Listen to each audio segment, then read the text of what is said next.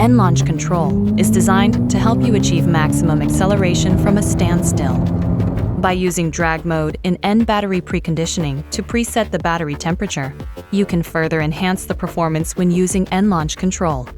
To activate N-launch control, first, switch to N mode or set motor mode to Sport Plus in the custom menu, and adjust electronic stability control to either Sport or turn it off. Then, go to the N menu or Performance options and select N-launch control. The IONIQ 5N offers 3 levels of road grip to optimize performance based on the driving surface.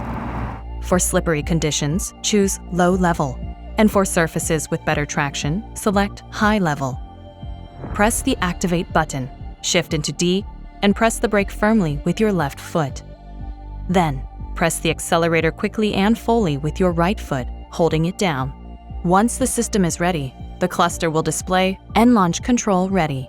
Within 8 seconds of seeing the message, release the brake with your left foot to launch the vehicle. The car will continue to accelerate until you lift your foot off the accelerator. After each use, N-launch control requires a 2-minute cooldown before it can be used again.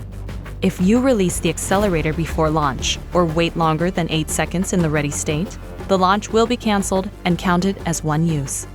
N-launch control can be activated simultaneously with either N-race or N-battery preconditioning. However, it cannot be used in conjunction with the speed limiter, cruise control, or smart cruise control. If you select high level, N-Grin Boost will automatically activate to provide maximum acceleration, so there's no need to press the NGB button separately. Always ensure you're in a safe and controlled environment before using N-launch control. It is also recommended not to use this feature during the break-in period of the vehicle.